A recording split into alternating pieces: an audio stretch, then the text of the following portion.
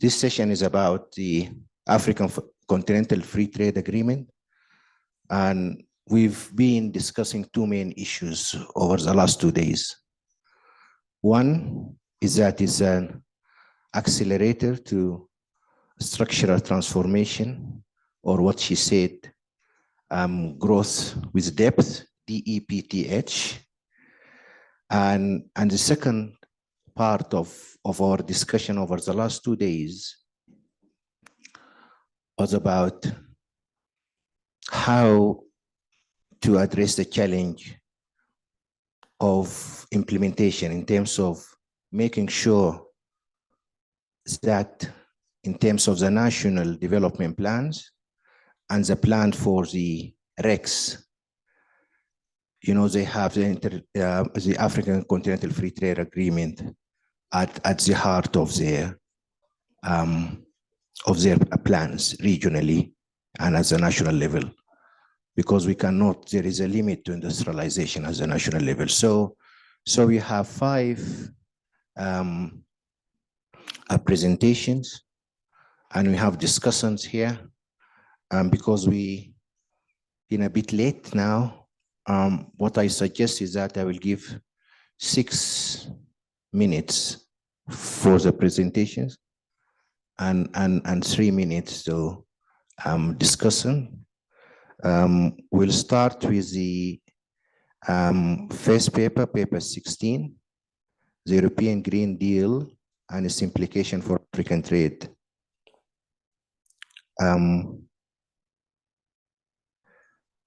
So tell me, yes, can you put the presentation on the screen, please? Yes. I'm sorry, but I'll give you 6. I hope you can just focus, you know, briefly on the objective of the study, you know, the methodology, and then results and any policy implications that you have. Apologies in advance.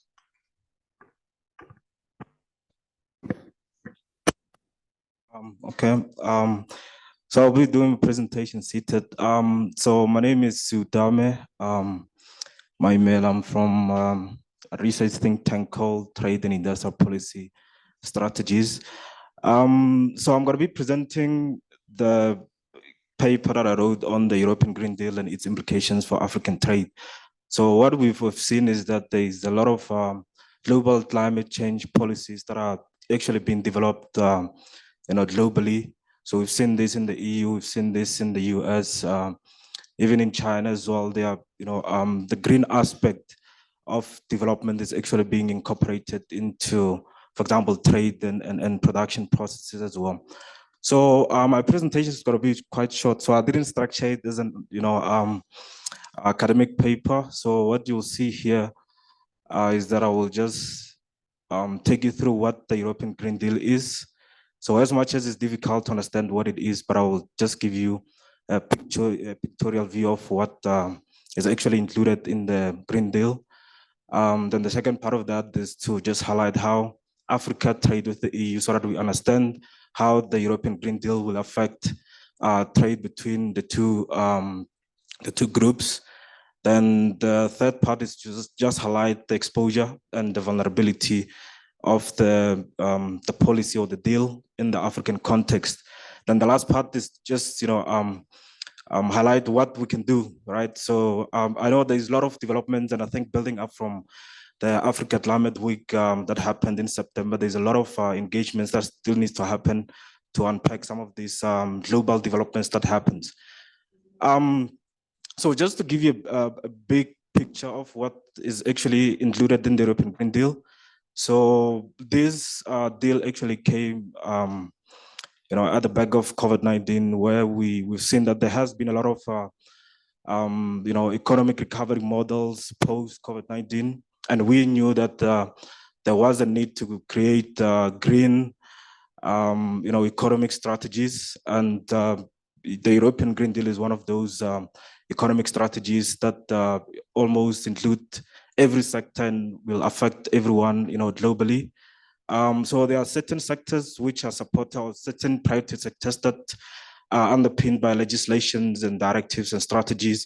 And you'll see that there's several key strategies or sectors that were included. You see, there's environment, agriculture, industries, and as well as the climate ambition, which is actually catalyzed by the climate law, which was also adopted.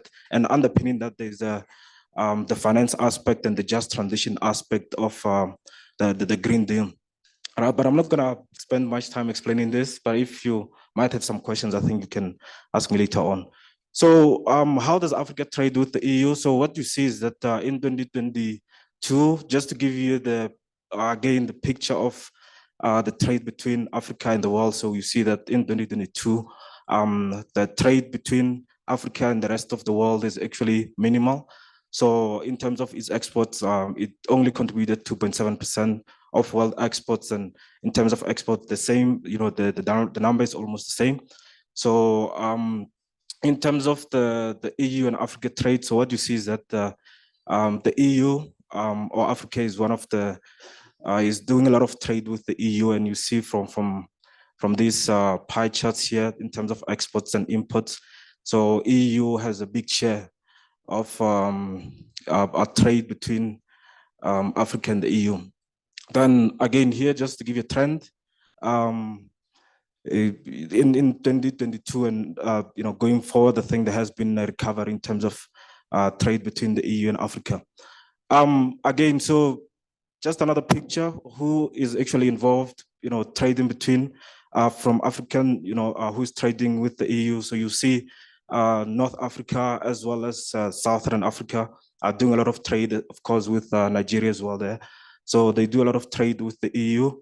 But what I think you need to understand is that some of this trade is actually, a mirror effect of the, economic cooperations or trade arrangements between Africa and the EU that started, due at the early stages of African independence, right? So again, so just trying to paint the picture here so that everyone understands. So, okay, so this I have 2 minutes, but so again here, so what you see is that there's like, Africa, consume what does not produce. So what you see here is that a lot of raw materials have been exported into the EU, and manufactured goods are actually imported back into the continent. Then in terms of exposure, I think I'll just skip this part here and just go to the vulnerability, which is this part, this slide, which highlights that almost 85% of the exports that are actually covered in, that are being traded between Africa and the EU are actually covered, as per the European Green Deal, highlighting that about 25% of, total African exports to the world, representing almost 5% of Africa's GDP, are actually exposed by the European Green Deal. All right, just to summarize here, I know that I have, the time that they give me is very, very limited, but just to highlight some few pointers here of what we can do to mitigate some of these options, right? So some of this risk is that there's a need, first of all, to advance climate resilient developmental regionalism. So in a nutshell here, we need to start thinking about creating, the green industrial policy for Africa, because we know that everywhere else they are already doing it, right? So in the US, they have their IRA, which is changing the landscape of industrial policy globally. So I think in the African context, looking specifically at the African free continental trade area, we can try to incorporate the green aspect. And I'm sure, I think the next speaker will actually highlight some of the gaps on, for example, greening the after. And another point is that there's a need to create the regional carbon market, considering that there's a lot of developments, specifically looking at CBAM now, which has already came into effect from the 1st of October. So there is a need to, Africa to create a carbon market. And, this point has already been mentioned during Climate Week. And with the establishment of this carbon market, there will be a lot of opportunities specifically for SMMEs in the space. The other point that I want to also make here is that, there is a need for debt for climate swap. So we know that the African debt is rising, and considering the climate vulnerabilities that the continent has, there is a need to have some sort of like an agreed, arrangement with whoever has been funding us or whoever fund our climate action in the continent, to say that, okay, for example, if we owe you something, that we can channel those funds into climate action, across the continent. So I'll just stop there as my last point. Of course, there's a lot of engagement that we can do later on. Thanks. I'm really sorry for rushing you, but you have 5 papers to present. Simon, I suggest that you make your presentation and then we come back to the discussions of the first 2 papers. So we have the paper, Simon and others on greening the African Continental Free Trade Agreement, Free Trade Area. You have 6 minutes, Simon. Thank you very much, Jamal. I hope the presentation is coming soon, or that you're not taking that time out of my 6 minutes. Thank you so much. So just to say that, first of all, thank you for the opportunity to present this paper to the organizers. The paper is going to be on greening the AFCFTA agreement's implementation. 5 people are involved in this work. Stephen Karingi, who is the director of the Regional Integration and Trade Division here at ECA, myself, also from the same division, and 3 colleagues from CEPI, which is a research center that is well known for the quality of the data and the modeling work that they do. So I'm going to be able to win some time. I'm actually going to start by the main findings so that the rest can just be a bonus. We have 5 main findings in our research. The first one, it doesn't seem to be displaying very well here on the screen for some reason, but the first finding is that the implementation of the African Continental Free Trade Area would increase substantially intra-African trade. This is something that many have been able to demonstrate, but at the same time, and this is something that we found, is that despite the large increase in intra-African trade, there will be very little negative implication for increase of greenhouse gases emissions. The second message is that if you pursue on top of the AFCFTA agreement's implementation, Africa adopts climate policies, then that can help substantially reduce GHG emissions. So we look at 2 options in terms of climate policies: the nationally determined contributions, the NDCs, and the carbon market, as the previous speaker mentioned in his presentation. The third finding is the fact that we see that there is a trade-off between reducing GHG emissions and increasing economic benefits. So there is that tension. But at the same time, what we observe is that establishing an African carbon market would actually be very effective at reducing greenhouse gases emission, and at the same time, largely preserving the gain that we anticipate from the African Continental Free Trade Area. In addition of being effective, the African carbon market would actually be quite efficient, in the sense that it will cost less to implement the carbon market that to implement the NDCs that countries have been buying into so far. The fourth finding is the fact that we see that continental coordination around carbon pricing can bring the best outcome. And then the last one is that meeting Africa's climate objectives can actually help Africa moving quicker towards its transition in terms of renewable sources of energies. So the methodology, I don't know how much time I have left, but just briefly, we use what we call the computable general equilibrium model, CGE model. That is a model that is very well suited to capture interactions when we look at policy reforms that impact a multiple number of countries and sectors.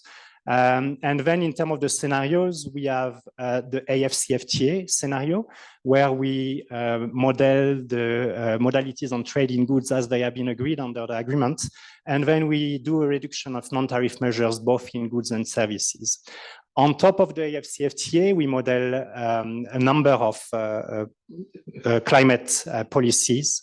And the starting point for us is the Paris Agreement, where the countries have committed to come up with nationally determined contributions, which is a tool to set their own target in terms of reduction of GHG emission by 2030. All the African countries except Libya have submitted NDCs. They are publicly available, and those are the ones that we use for our work. Something that is important is that the NDCs can be fully unconditional, meaning that the country has committed to meet them through its own resources. You only have South Africa in that situation on the continent. On the opposite, they can be fully conditional, meaning that they would need external support to actually be able to meet them. And you have 4 countries on the continent that are in that situation: Egypt, Mozambique, Tanzania, and Zimbabwe. And all the rest of the countries are somewhere in between, with a share of their NDCs that is going to be unconditional. Here you have the illustration with Kenya. 13% of its NDCs have been set to be unconditional. So Kenya is committed to meet them through its own resources, but the bulk of it is to be met through external support, which is not guaranteed. In terms of the scenarios, we have 4 scenarios of climate policies considered on top of the AFCFTA. 3 that have to do with NDCs with variable level of ambition. A low level of ambition scenario, that's the yellow circle, where we assume that countries will only be able to achieve their unconditional target, what they have committed to finance with their own resources. That's the 13%, for example, in the case of Kenya. Then the orange is the middle scenario, where we, in addition to this, so in the case of Kenya, the 13% plus 1/4 of the 87%. And then the ambition scenario, it's the 13% plus half of the conditional target. We don't go up to 100% because we feel that it's very unlikely that they will be able to mobilize external funding to achieve their targets. And also, when we model it, because we actually looked at it, it's actually very costly. And then we take another angle, which is looking at the carbon market. This is something that is now in Africa's agenda, perfect, since COP27. And they have been the launch of the African Carbon Market Initiative. And so we looked at it. What we did is that we tested a price that was put forward by the IMF, which is $25 per ton of carbon. And we applied that to all the countries just to test whether it gives a better, worse, or the same outcome than implementing the NDCs. I'm going to glance through in 1 minute. I understand I have 1 minute left, but this is enough. Just to come back on the 5 findings. First, that you can see that what we find is that indeed the AFCFTA would increase intra-African trade by about 35%, but at the same time would not have much impact on the increase of GHG emissions. In the papers, we detail that. We have 4 reasons that we identified. Just to mention one, as trade within Africa would increase with implementation of the AFCFTA, trade between Africa and the rest of the world would decrease. So intra-African trade is pushing up Africa's GHG emission, but the decrease of Africa's trade with the rest of the world is pushing down the increase of GHG emission. And then just to show that, and then I think I will stop there, we see that when you implement climate policies, then you can, on top of the AFCFTA, you can substantially reduce GHG emissions. And the more ambition the NDC, the first 3 bars here, the more important the reduction in GHG emissions. But at the same time, you see on the right side, the increase in intra-African trade is lower as the level of ambition of the NDCs increases. While the carbon market scenario is interesting because it offers, and that's why I was saying it's more effective, because it's actually offering a larger decrease in GHG emission, but it preserves quite substantially the gain in intra-African trade. And if I may, just the next slide, and then I will stop there. This is the cost. So that's the efficiency of establishing the different climate policies. What we see is that in the most ambitious NDC scenario, it would cost about $46 per ton, to avoid 1 ton of carbon on the continent. But with the carbon market, we would be having a much lower cost of $26. So it's also more efficient. And then after, we also look at other carbon market scenarios that we detail in the paper, and also what is the implication of the implementation of the AFCFTA on top of adopting climate policies for the move towards renewable. And we see clearly that that could accelerate Africa's transition towards renewable energy. So apologies, we have very little time, but thank you so much. Thank you very much, Simon. Thanks. So we listened to two interesting papers on green industrialization. We'll have the two discussions, and then we'll move to three presentations and the three discussions. Inviting now the discussant of the first paper, the European Green Deal, Elena. Antonia, I believe Elena is online. Elena, can you hear me? She dropped out. Okay, so Louis, the discussant of the Green African Continental Free Trade Area. Louis, hello. Here, yeah. Okay. Yeah, thank you very much, Mr. Moderator. Thank you and congratulations, Simon, for this very interesting and important paper. So I'll just quickly summarize. I go through several points. The importance of the research question, first point. So the research question is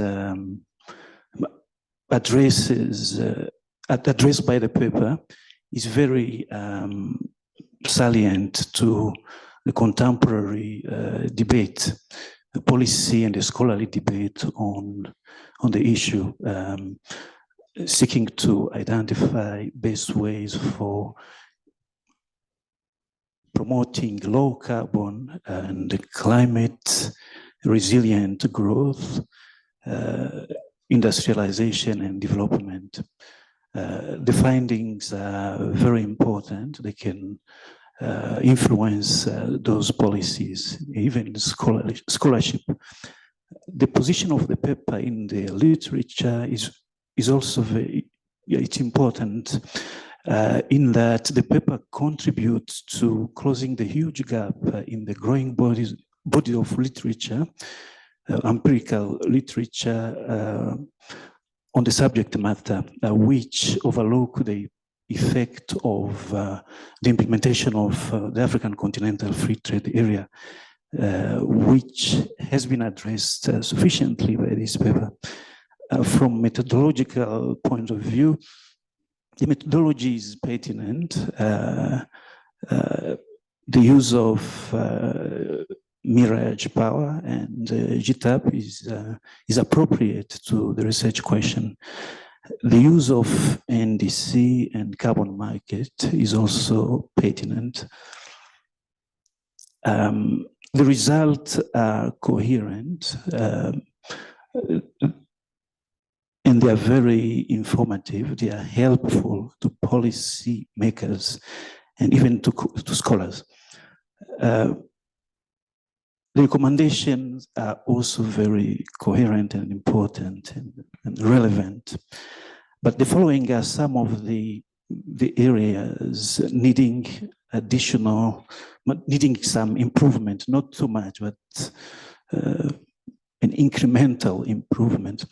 So on methodology, so when you read the paper, the mirage power and GTAP power, I think they need a different description because the paper is written to the readers, the learners.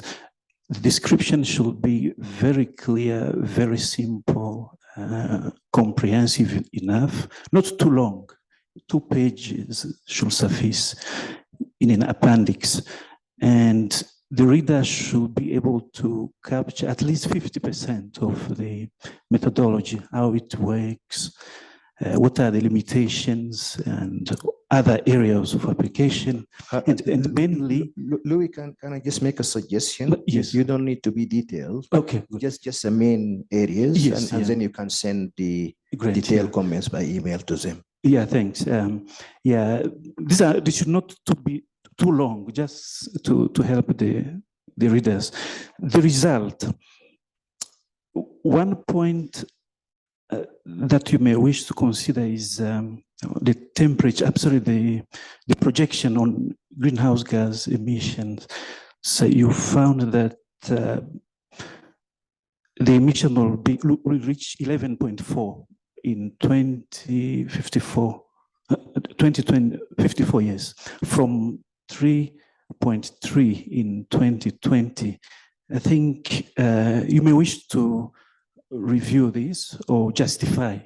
This can be caused by the model used, because the model used by the International Energy Agency in the IPCC, so the projection are 3%, and the increase expected by 2050 is 5. This could be due to the use of different models. The last point is yeah, on the carbon market. So the paper says carbon market, but there are two main types. Is it voluntary or compliance market? But when you read the paper, when you use Mirage and this GTAP, so the market which has been used in those models is the compliance market, and the reason is because the model were produced to test the similar effect. I mean, the question you are on OECD countries, most industrialized countries, but South Africa was also added into that. And this, they heavily use the Kyoto Protocol, the provisions. And now the question is, if Africa global share of emission is about 3% or 4%, and the bulk of that is attributed to South Africa, and because of large industrial facilities, we could say 50% or more, and the rest of African countries have. Sorry, I think I need to stop you. Yeah. Yes. Can we just conclude now? Okay. Yeah. In 30 seconds.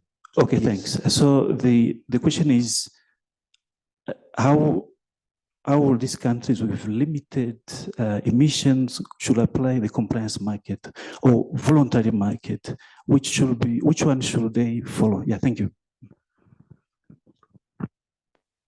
Thank you, Louis. I see Elena is back now. Elena, can you hear me? I can, yes. Thank you so much. Apologies. It's always with technology when you, yeah, do you hear me? It's all right. Can you be brief, please, in your yes, comments? I will try.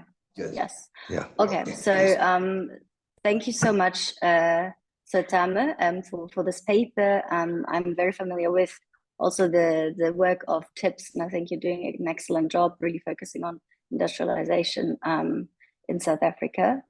So I was very happy to review your paper. My main comment, so I think the paper makes a very important contribution in that it sort of quantifies, empirically shows, gives people an idea of the share of EU exports as a total of African exports, as well as the share of export industries as part of overall African trade that are exposed to the European Green Deal, and therefore shows sort of this exposure you're talking about to this policy instrument. And as you point out in the paper, it is quite significant, and therefore remits the attention of policymakers. So I think that's where the paper really makes an important contribution. My main critique of the paper, and I think something that can maybe be improved, is that your recommendations I think they're very good and important recommendations, but in my point of view, a lot of them don't really follow directly from your research. So the main outcome of your research is really, this point that African countries are highly exposed and vulnerable according to the definition of the model you have applied. When you do the analysis, you, however, use exposure and vulnerability as it's defined by the model that's used. And that's really the empirical finding of your research, interchangeably with exposure and vulnerability in a wider sense. So I think it's important to differentiate here. And when you then come to your recommendations, your argument is that given that exposure and vulnerability, countries should ensure that they respond to the European Green Deal. And then you provide a list of response measures. The response measures are quite broad, right? And they don't follow directly from your research inputs, because arguably it is just a selection of response measures. While we could think about other measures that I mean, you and me, we probably wouldn't say it's the best approach, but to be comprehensive in terms of the research, you would need to also include those other things. So I would suggest that you really put a caveat on those recommendations and say, the following suggestions are provided, to really make it clear that this is no longer part of your empirical research conclusions, but it's rather additional suggestions you provide on that first basis. So so this is really my main recommendation, to be very clear about the difference between the empirical research findings from your paper and then suggestions you provide, as well as the literature you cite on suggestions for suggested policy responses. And I will send you my more detailed comments. I think this is really the main thing to look at. And then I think you can further strengthen the paper also by increasing the amount of citations. So I saw that you cited in some instances, but I feel like some sections could be cited much more strongly. And I think that would really help to empirically underline your results. Okay, that's it from me. Thank you very much. This is helpful, and the rest of them you can send the comments to the secretariat and we'll forward to the presenter. Thank you very much, Elena. So we'll move to paper 18. Does the Belt and Road Initiative boost industrialization? Empirical evidence from Africa. Abbas Omar. Yeah, I'm here. Yes. So can we have Abbas paper on the screen? Yes, you have 6 minutes, Abbas.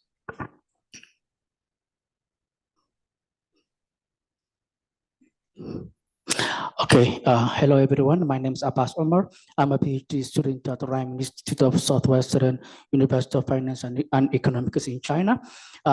In this research, I'm going to evaluate, this is an empirical evaluation of a giant Chinese infrastructure investment project called Belt and Road Initiative on industrial development in Africa. So I'm going to be brief. This is the presentation outline. So I'm going to be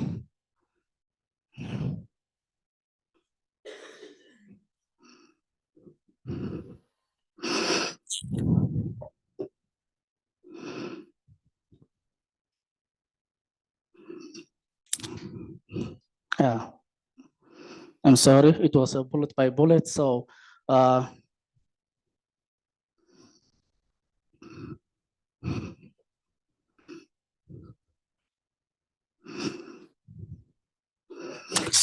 the background of the research is about the contribution of the structural transformation theory.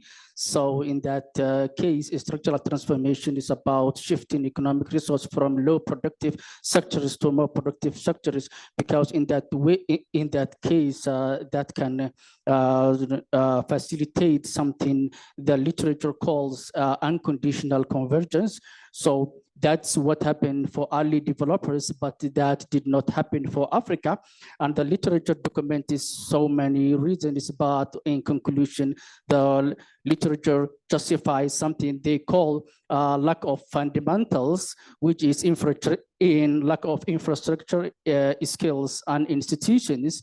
So so many attempts in development models failed, most probably aid and multilateral development. So in this research, I'm going to propose, this research propose how about BRI, Belt and Road Initiative, because one of the major objectives of BRI is massive infrastructure, connectivity, and also trade. So if you see this figure I called Africa industrialization bezel. So if you look at the left panel, it shows Africa has the highest agriculture share of GDP. On the right panel, Africa has lowest agricultural productivity. So that is the essence of the main challenge of Africa's industrial transformation.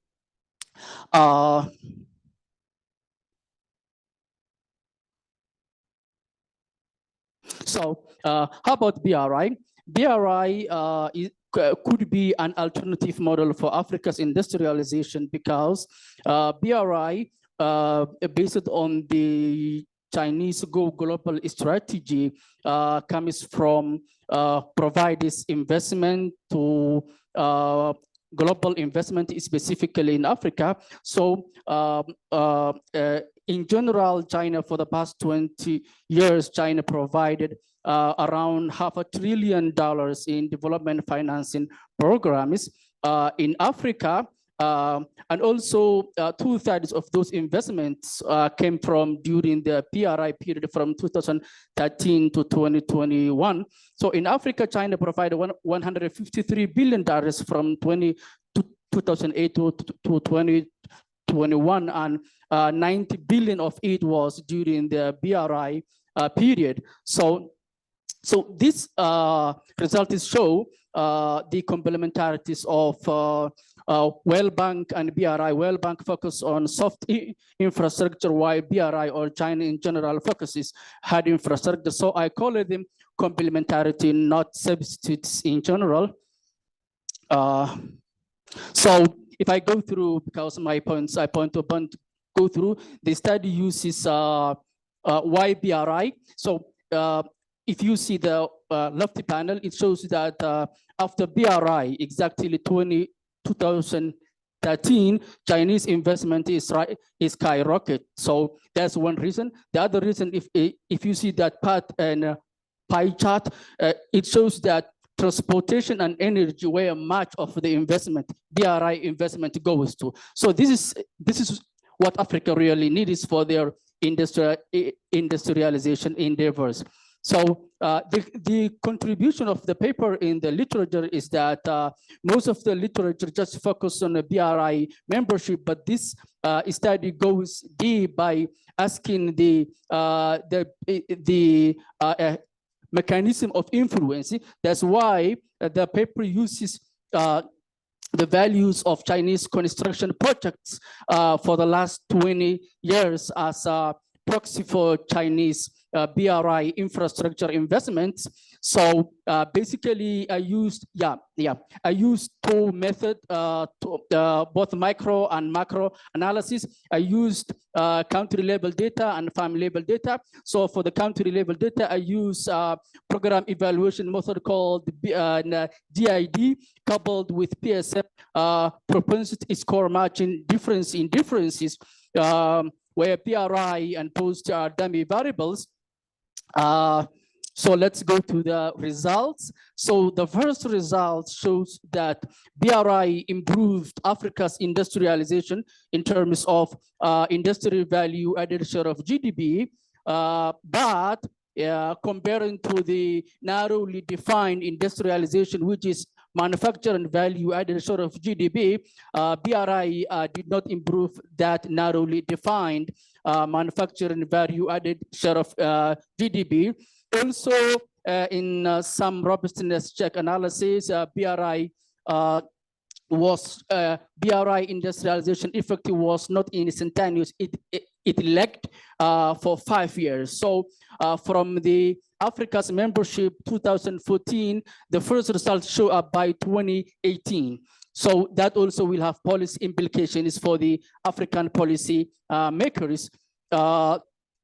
Also, farm level analysis, I used the World Bank Enterprise Survey data for 19,766 farms in Africa, and it shows that manufacturing farms sales growth for the BRI member countries compared to those non-BRI member countries. So if I come to the conclusion and policy recommendation, okay, this last point shows that the lefty panel shows that BRI investment, so the green shows low investment in Africa, red, and the green shows that high investment, and the right panel shows that industrialization impact. So if you see the both, it turns out that high investment, high correlation of industrial. So finally, for policy recommendations, number one, the paper recommends some extended period of PRI membership since it has industrialization impact. But however, since the effect is not across the board, we need sector-specific prudent allocation so that we can, at least as African policymakers, can direct BRI investments into the manufacturing sectors, not only broad in an industry like mining. Also, BRI as a public program does not work from vacuum, so it also must have institutional and investment climate enhancement as a big macroeconomic policy. And finally, since BRI, just last month, BRI finished its 10 years. So as a first decade of implementation, now there's a plan to adjust BRI's targets. Now we have something called BRI 2.0, which comes from investing large projects to something now they call small and strategic. So that also African member countries should also adjust their priorities and programs so that they can get benefit from this second phase of BRI. Thank you. Thank you, Abbas. Thank you. So we move now to paper 19, effects of trade in services on industrialization in sub-Saharan Africa. Abu Rima. Thank you for giving me the floor. The slides, please. Paper 19. Yes, Burima. Okay, Please. thank you for giving the floor. I'm Burima Sawadogo. I just finished my PhD in governance and regional integration from Pan-African University, Institute of Governance, Humanity and Social Sciences, and actually I'm a junior consultant at African Development Bank. So my paper is entitled "The Effect of Trade in Services on Industrialization in Sub-Saharan Africa." So before I started, I can say most of us here, we are service providers. And my focus is to see how the services provided at international level can have an effect on the industrialization process in sub-Saharan African countries. So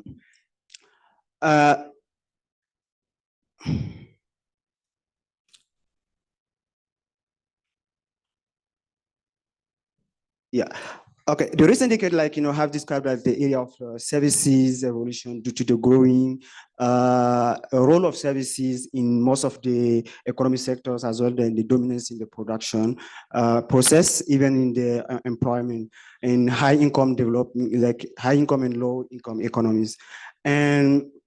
And also the share of the services at international trade, international trade is increasing more than the trade in goods, according to some reports. And well, let's say the interest, the link between trade in services and industrialization has been supported by the growing offshoring of the services are imported as input into the production process in the developed countries.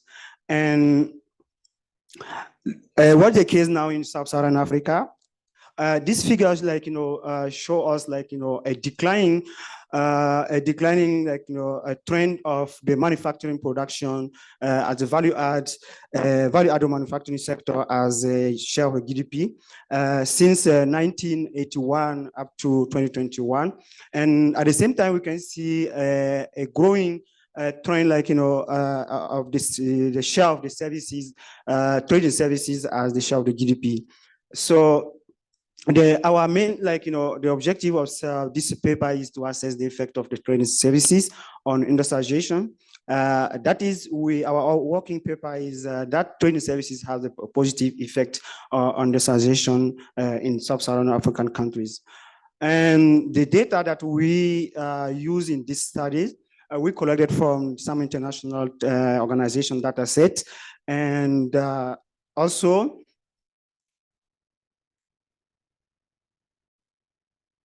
the scope of our study cover 32 countries in sub-Saharan Africa, and over the period 1996 to 2019.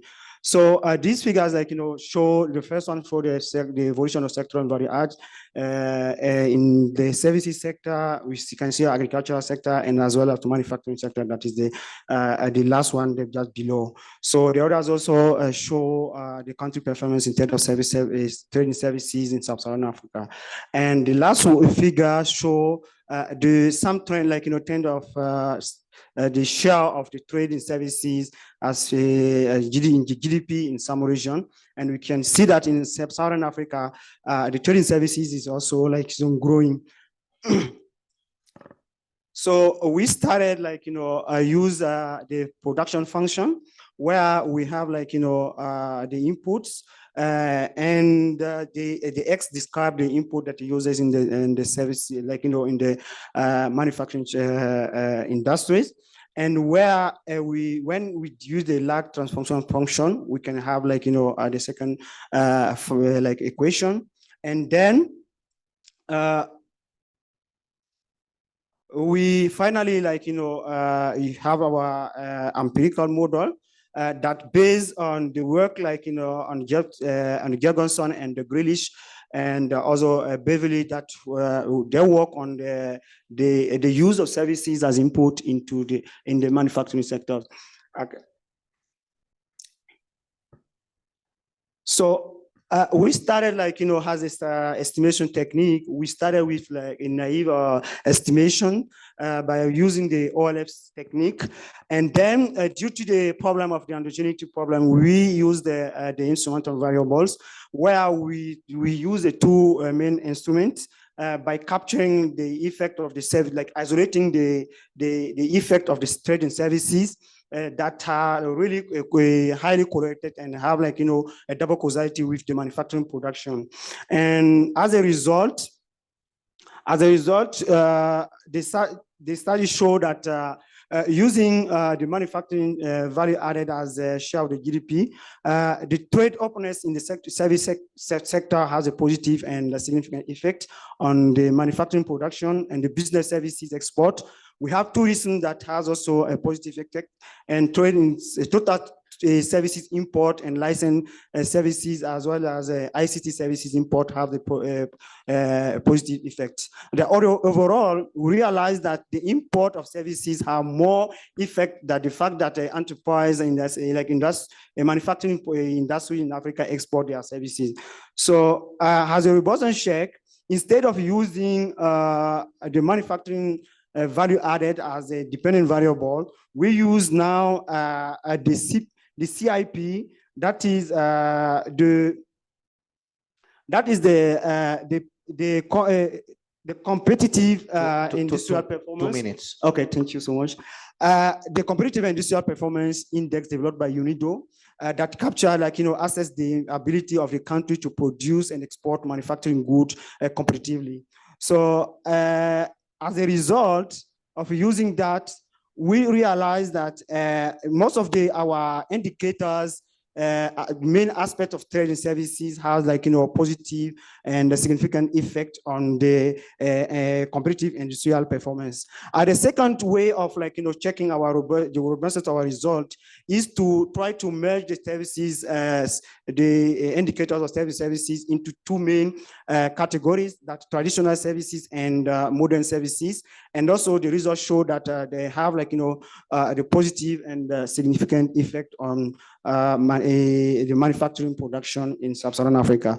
So as a recommendation, we recommended, we can make some recommendation to policymakers. The first one is to the policymakers in Sub-Saharan Africa should include services as a strategy into the industrial policy, designing. So the national policymaker also have to regulate services development toward highly skilled services with a strong contribution to the manufacturing sector.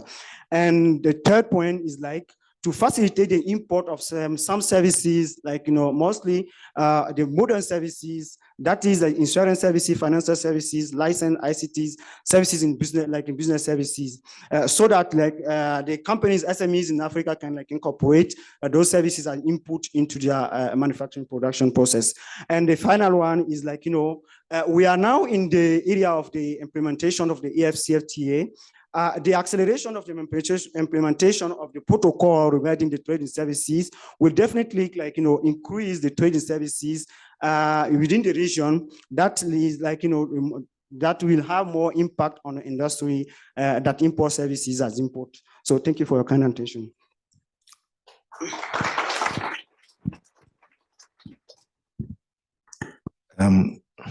Thank you very much.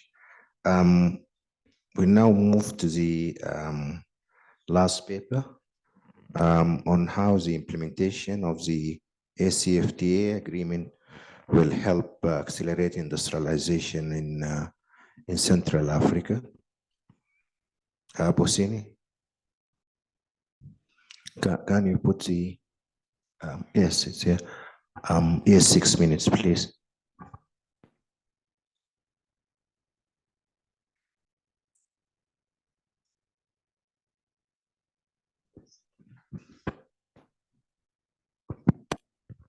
OK, thank you. Merci, monsieur le modérateur. Merci, chers participants. Remercions aussi les organisateurs de cette prestigieuse conférence qui nous donnent l'opportunité d'échanger, de présenter les résultats de notre recherche dont le sujet est la zone de libre-échange continentale va-t-elle accélérer l'industrialisation en Afrique centrale? Alors, moi-même, je suis Bakwan Pousseni. Le papier, j'écris avec le professeur Emmanuel Ngo et Ulrich Kevin. Notre travail s'articulera autour donc de 3 points, à savoir la motivation, principale motivation, ensuite la méthodologie, les recherches, les résultats, et enfin la conclusion.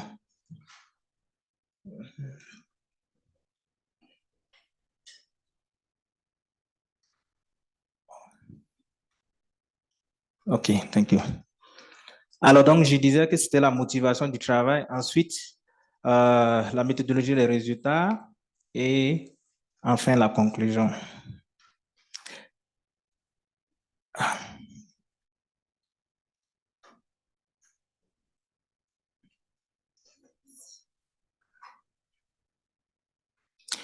OK, très bien. En ce qui concerne donc la motivation de notre travail, il faut dire que nous sommes partis dans les 3 constats en Afrique. D'abord que l'Afrique est un continent très fragmenté. Nous avons un marché potentiel, mais le marché est fragmenté en des petits marchés.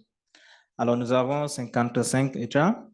Et aussi, au niveau du commerce intra-africain, nous constatons que le commerce aussi est confronté à un certain nombre de difficultés dans cette frontière terrestre, entravant donc la fluidité des échanges commerciaux en Afrique.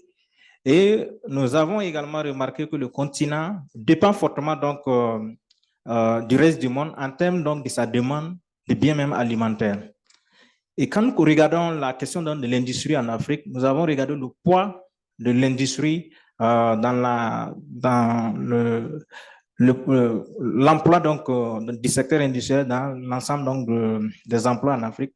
Nous avons constaté que le poids de l'emploi industriel reste marginal et très hétérogène, et principalement en Afrique centrale, ça reste faible comparativement donc, aux pays d'Afrique du Nord.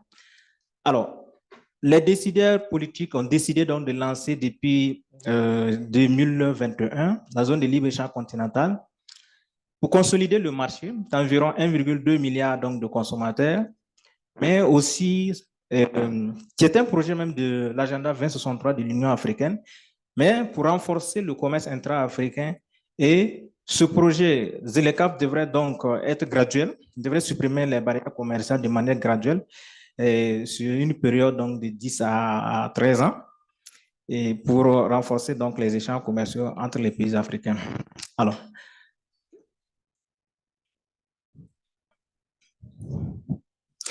Alors, lorsque nous avons regardé, interrogé la théorie économique, nous constatons que la littérature économique montre que l'ouverture commerciale ou la libéralisation commerciale a deux types d'effets. C'est un effet direct, c'est-à-dire la libéralisation commerciale devrait donc booster donc, les échanges commerciaux et donc les échanges donc, des produits industriels. Le deuxième effet indirect, c'est que l'étendue du marché à travers les économies d'échelle, la concurrence et l'accroissement des idées devrait donc accroître la transformation structurelle dans des économies et in fine donc la croissance économique. Cependant, nous avons aussi constaté que depuis quelque temps, nous avons constaté depuis quelque temps que l'ouverture dont nous avons donc, les chefs d'État ont engagé dans le contexte donc, de la ZLECAf, la question de l'industrialisation a été discutée, mais il y a très peu de recherches qui évaluent donc la question sur les activités industrielles, particulièrement donc en Afrique centrale. Et dans ce contexte, nous avons regardé quel est l'impact de la zone de libre-échange continentale sur donc, le commerce en Afrique centrale.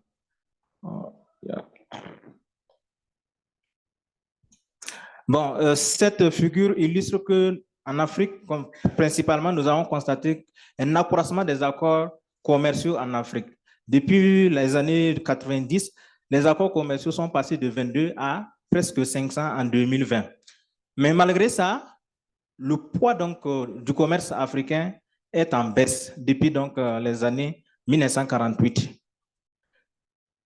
I suggest that you move from the motivation to methodology and results. Yeah, because you have 2 minutes. OK, thank you. Alors, nous avons également regardé que le poids donc, de la manufacture en Afrique centrale, en Afrique d'une manière générale, dans toutes les régions en Afrique, est en baisse depuis 1970. Peu importe la région donc, d'Afrique centrale et particulièrement aussi en Afrique centrale.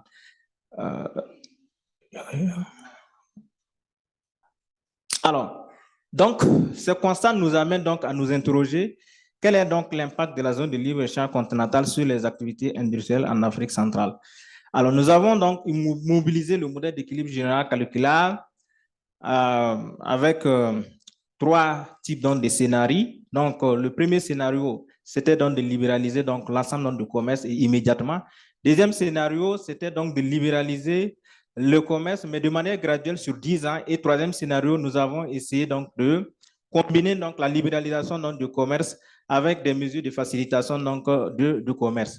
Alors, les principaux donc, résultats nous amènent à observer qu'en Afrique centrale, d'une manière globale, un certain nombre de secteurs donc, vont subir une baisse donc, de leurs activités, de la valeur ajoutée de leurs activités industrielles. Par contre, il y a un certain nombre d'autres secteurs aussi vont bénéficier donc, des atouts donc, de la libéralisation commerciale en Afrique. Voilà, là, ce sont les secteurs qui vont profiter donc de la libéralisation commerciale. Par contre, les autres secteurs vont connaître une baisse de la valeur ajoutée manufacturière donc, de leurs industries. Alors, ce constat nous amène à s'interroger même sur l'importance de la ZLECAf pour toute l'Afrique et nous avons évalué l'impact de la zone de libre-échange sur les activités industrielles dans toutes les régions d'Afrique. Et ce qui nous amène à constater que c'est seulement en Afrique centrale que l'impact sera négatif. Contrairement donc aux autres régions dont les secteurs industriels vont bénéficier des atouts de la zone de libre-échange continentale. Alors, nos résultats convergent donc dans la théorie économique. Voilà, donc ça, c'est l'impact global donc, de la zone de libre-échange continentale pour l'ensemble des 5 régions africaines. Et c'est principalement l'Afrique centrale qui connaîtra donc une diminution en termes de valeur ajoutée manufacturière. Alors, ce constat est tout à fait logique avec la littérature et nous trouvons globalement que la mise en œuvre de l'accord pourrait donc avoir un impact négatif sur les industries en Afrique centrale avec des effets différenciés sur les différentes branches industrielles. Et pour cela, c'est principalement donc lié à la forte dépendance des économies d'Afrique centrale en matières premières, mais aussi l'ampleur, donc le poids du secteur informel et d'un secteur agricole très artisanal. La libéralisation commerciale donc, pourrait affecter, accroître donc la vulnérabilité des secteurs qui seront négativement impactés, aggravés notamment par le manque d'infrastructures de qualité et la compétitivité très limitée due au coût élevé donc, de la production, mais aussi d'une demande qui sera orientée vers l'importation des biens au détriment de la consommation des produits locaux. Nous suggérons donc aux dirigeants de la zone de l'Afrique centrale de considérer l'inclusion des secteurs vulnérables à la liste des produits sensibles ou exclus et aussi donc nous leur suggérons également au continent d'approfondir donc la question de l'intégration tout en améliorant la qualité des infrastructures commerciales et en investissant de manière ciblée dans les secteurs à fort potentiel d'industrialisation, parce que ces réformes vont contribuer à stimuler donc les activités industrielles dans la région. Je vous remercie.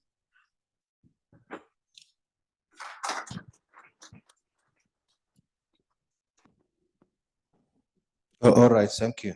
Thank you very much. We've now listened to the 5 papers. We have 3 discussants. I'll ask the discussion to be brief because we want to give the floor the chance. Because the main objective of this is not, papers are available, but we want to give feedback to the presenters. So I'll ask the discussion to be brief, 2 minutes each on how they think the papers can be improved. The first discussant is Rogers. I believe he's online. Yes. On paper 18, disability and road initiative, post-industrial. Yeah, 2 minutes, Rogers, please. Thank you, Mr. Moderator. I will go straight to the policy recommendations in the paper. Now, the paper shows that the BRI has a positive effect on industrialization. However, it depends on how you define industrialization. So what the paper shows is that the Belt and Road Initiative boosted shallow industrialization or low value addition industrialization, as opposed to the deep industrialization or increased value chain integration. And this is because if you look at most of the Chinese investments in Africa, there's very limited local content, which means that Chinese companies are not sourcing their inputs from African farms. So for example, Chinese companies will import most of their steel, all of their steel on the large infrastructure projects from China. So you don't get these positive effects or spillover effects for African farms.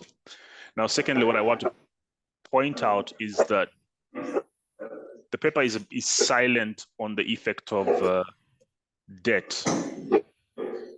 There are issues concerning increased African debt as a result of these BRI projects. A number of African countries have taken on large related loans from China to finance these infrastructure projects, and servicing this debt has become challenging. So if these projects do not generate sufficient returns, a lot of African countries will struggle, and there is a risk that some of the African nations defaulting if debt obligations are not managed prudently. And this could wipe out all the productivity gains from these BRI projects. So it's important to look at the impact of the BRI projects on African debt and how we can prudently manage this debt to ensure that some of the productivity gains that you get out of these BRI investments are not wiped out. Rogers, we have only 7 minutes to conclude the whole session. Thank you. Okay. So we move now to Caitlin on the paper 19, effects of trade and service on industrialization in sub-Saharan Africa. Caitlin? Yes, I'm not sure if this works. Yeah, okay, it's working. Great, thank you. So first, I think it's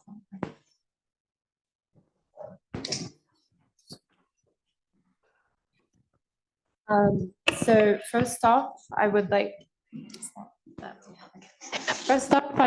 to congratulate the authors of the paper for addressing such a very important and pertinent and also quite complex topic. The issue of services, is this not? Okay, I think it's working now. We'll see.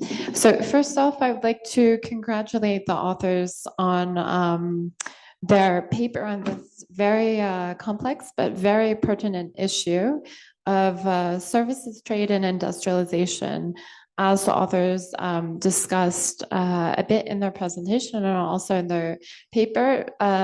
Services as a sector is very important for industrialization and for overall structural transformation. Now, given the time constraints that we have, I will focus a bit on some of the areas for improvement which I can recommend for the paper. First, I would like to start with a theoretical model.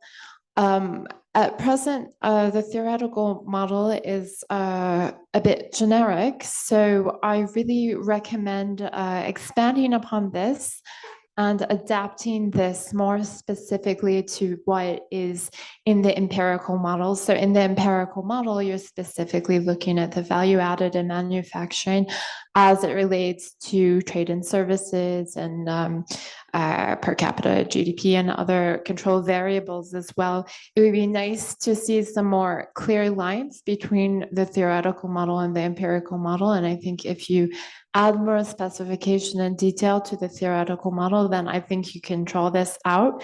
And I think it will also offer some more explanations for your empirical results that you're getting out as well. However, now I also want to come back a bit to sort of the overall premise of the paper and the framing of the paper. So in the very beginning, in terms of how you are setting up the paper and in terms of how you introduce the paper, you talk a bit about this idea of deindustrialization. However, when you also present the statistics, the descriptive statistics and you show the slides, we actually can see that perhaps over time, what we want to talk about is the stagnation of industrialization. And I think that this idea perhaps could be explored a bit more. For example, you, in your paper, when you start talking about your results, you yourself are mentioning the fact that some of the initial results from the first two-stage least square estimates that you get might seem contradictory, and yet they're not, because of the fact that you have, it's actually rather flat. You say it's declining, it might be slightly declining, but it's rather flat value additive manufacturing in relation to GDP. So I would encourage you to start reconsidering this, because the entire hypothesis is that there's these positive effects of services on industrialization, but Caitlin, yes. you don't need to do VDT. You can send your comments by email. Okay, but I mean, I think this is pretty much the main point, and I think it's really quite important actually, because this is the premises of the paper, and therefore I think you have two options. You can reconsider how you're framing the analysis that you're doing, or you can reconsider actually the analysis that you're doing in terms of reconsidering the hypotheses that you have. Because in light of the data and what the data is showing compared to what your hypotheses are, it's not perfectly aligned. So those are the areas of improvement that I would recommend. Thank you. Thank you. Now we move to Suleiman. Yes, on paper 20.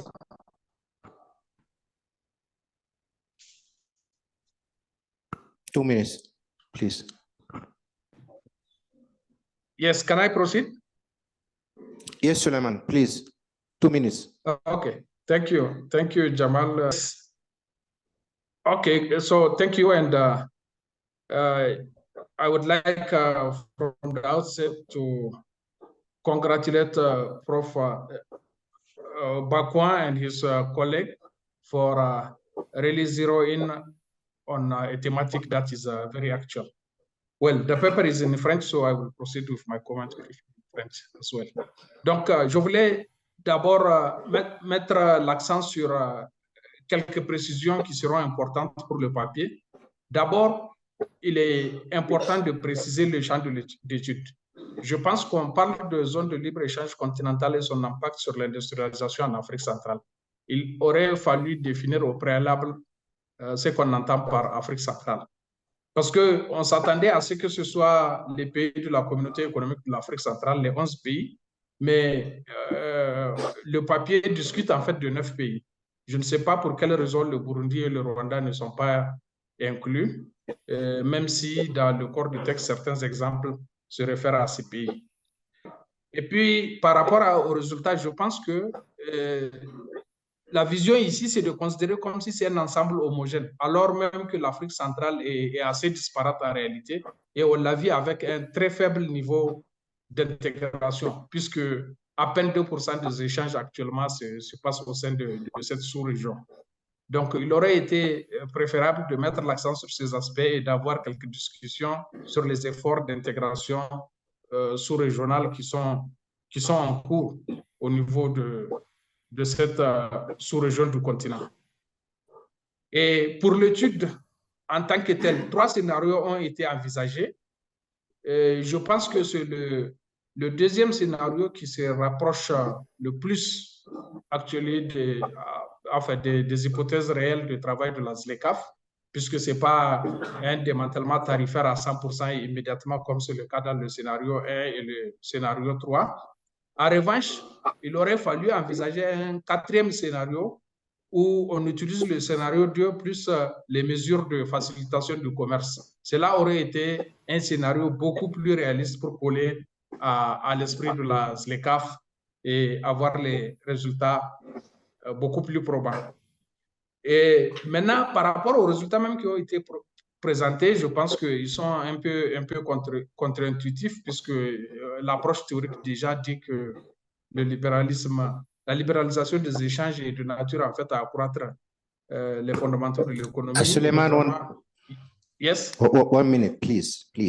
Okay. Yeah. Just 1 point, and then the rest of them send it to by email, and we'll forward it. Okay. Ok, donc, bon, on remarque quand même qu'il y a des baisses sur les variables d'intérêt, que ce soit donc la valeur ajoutée manufacturière, que ce soit le PIB. Il aurait fallu aussi discuter des limites des modèles EGC en général, puisqu'il y a un certain éclectisme théorique qui préside à leur design. Et on sait aussi que la dynamisation apporte des contraintes ou des hypothèses beaucoup plus contraignantes. Et pour finir, je pense qu'il faut aussi, c'est important de mettre à jour les données. Dans le papier, on dit que la RDC n'a pas ratifié la SLECAF.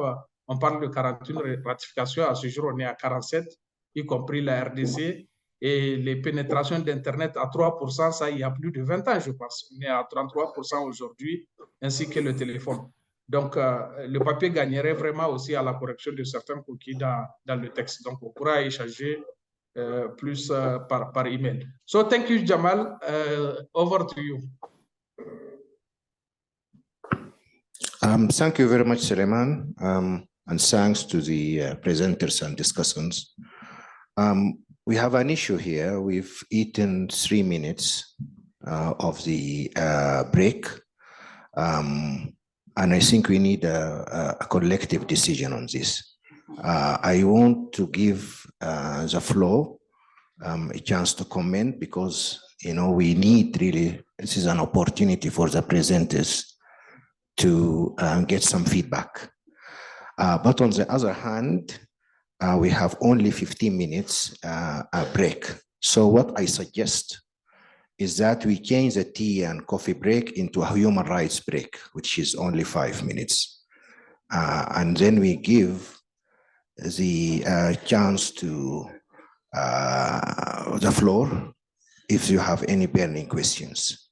The rest of you can send your questions to us, the Secretariat will send it to them.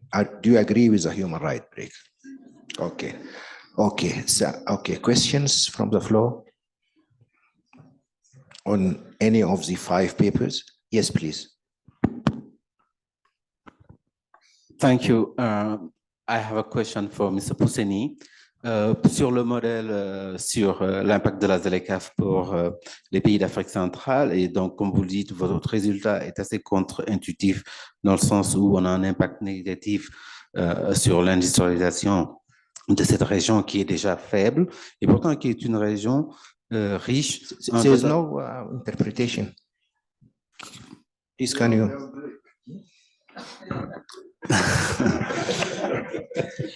Qui est une région riche en ressources naturelles.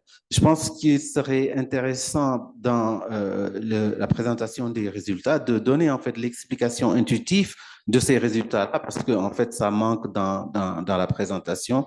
Donc j'aimerais vous donner.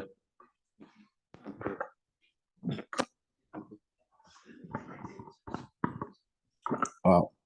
Expliquer un peu les raisons de ce résultat-là pour une région qui a des capacités en ressources naturelles pour une industrialisation plus avancée. Merci.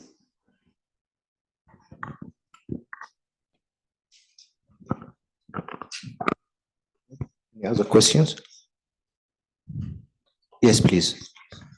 Thank you very much, Chair. My question is for the presenter on the Belt and Road Initiative.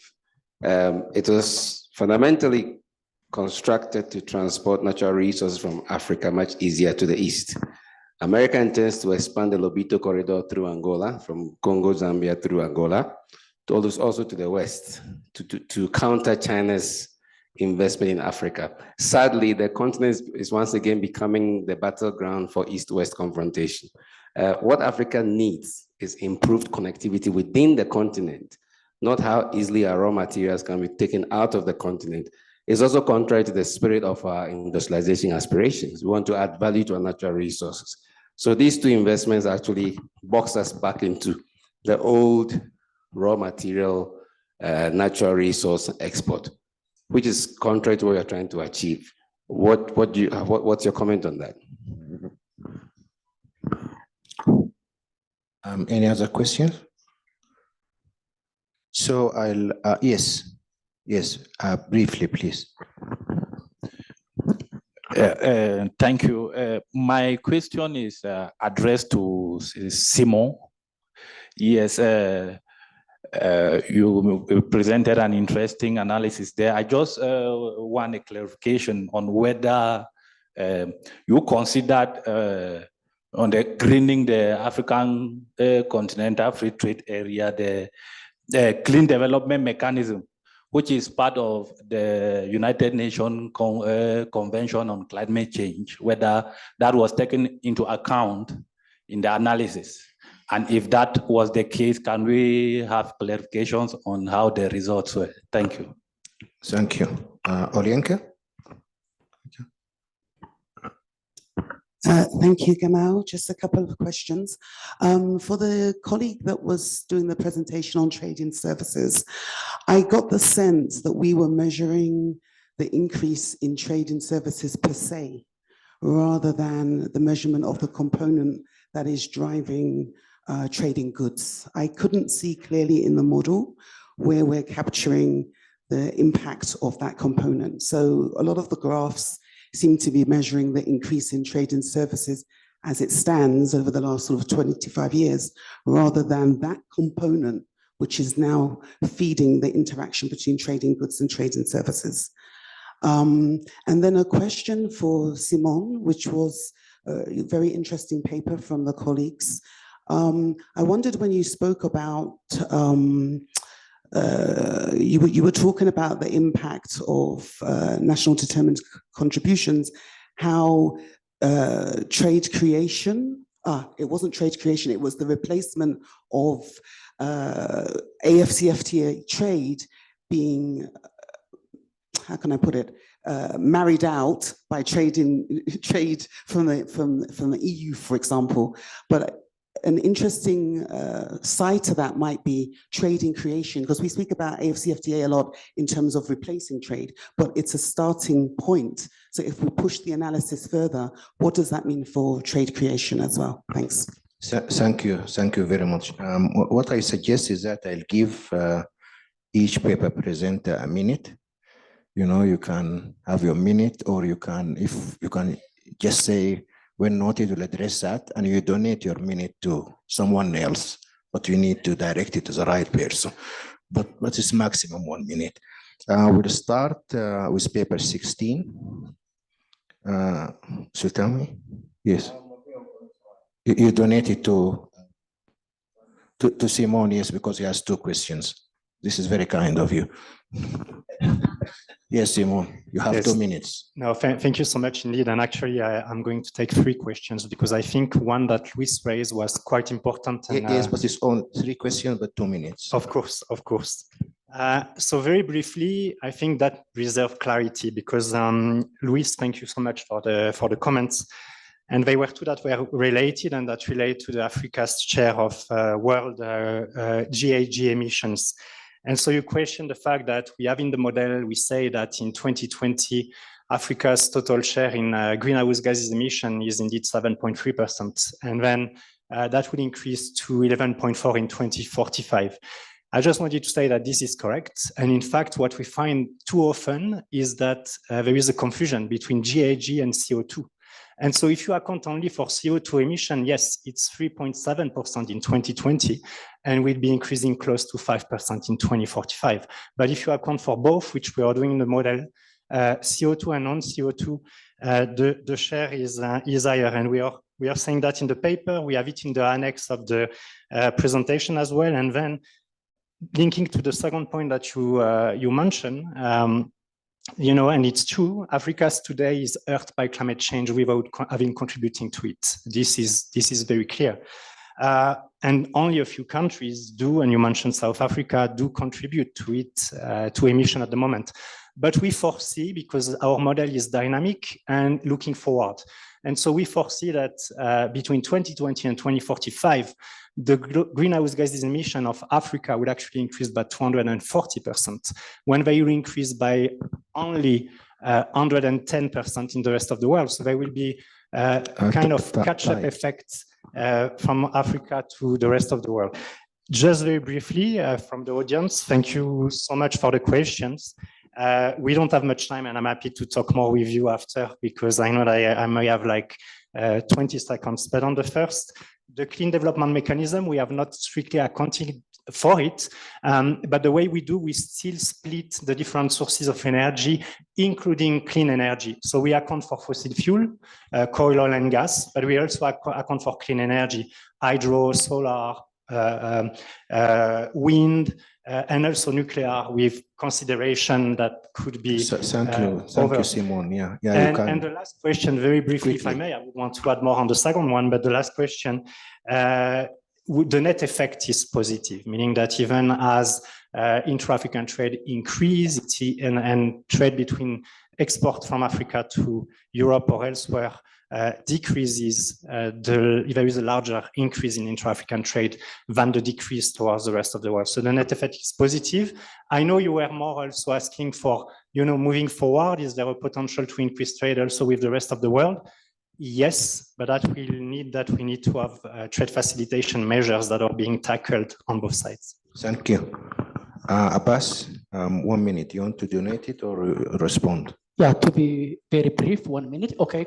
First of all, yeah, there's a chance. Yeah, there's a risk that BRI investment moving from Washington consensus to Beijing consensus. Yeah, that's a risk. But I showed in my presentation in a slide that we see as a complementary because you see World Bank focuses on soft infrastructure, why BRI focuses. So it's something that's for the African policymakers to do. That's one thing. The other thing, yeah, I also share with the impact, real impact. So that's why the research findings show that BRI improved shallow industrialization, not deep industrialization. That's what I highlighted. So I also share with that. Thank you. Thank you. Thank you very much for making the time. So the next one is Porima. Yes. Please, 1 minute. Okay. I think the question was to know if our analysis was just focused on to analyze the growing trends in the services instead of analyzing the real effect of the services in the industry. So our analysis is we just want to assess how the services exchange, the exchange of services at the international markets. If an Ethiopian want to deliver services to South Africa, a manufacturing industry, how that services providing can have an effect on this Southern African industry.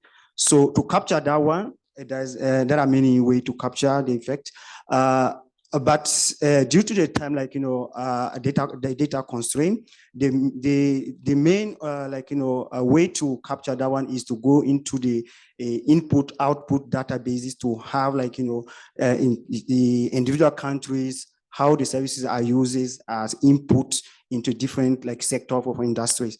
But in Africa, we have data constraint to have the micro data regarding that aspect. So that's why we came to the realization that it's better for us to just focus on at the macro level to see how we can capture the service through some proxy that can be we can gain through the ANCTA database through the different 12 component of services, we can have a data from that. And then now to see how the different aspect of services can have now the real effect on the industry and manufacturing production. Thank you very much. Okay, we have now we come to the last presenter. Posini, do you want to respond or you donate your 1 minute to me to conclude?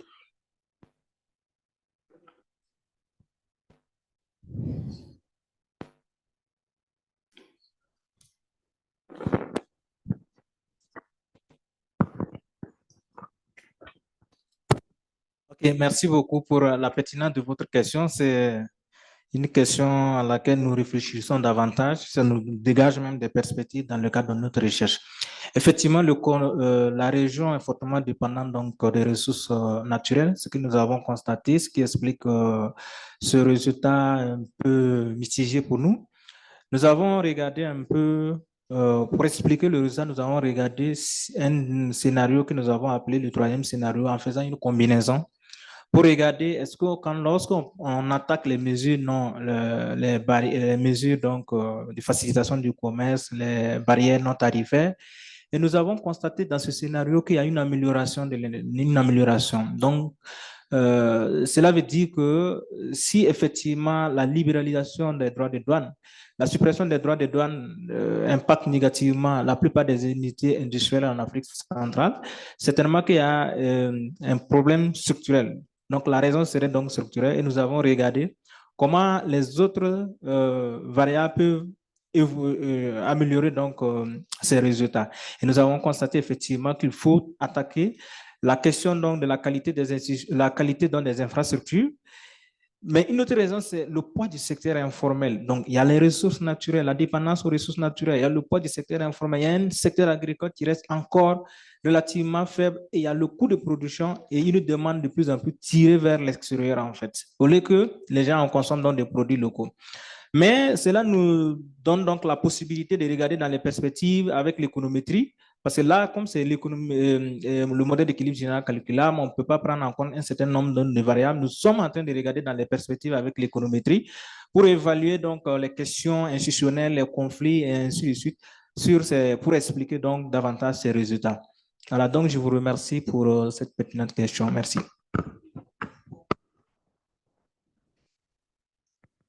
Okay, thank you. Thank you very much. Can we give a hand to the presenters and discussants and everyone? Thank you very much.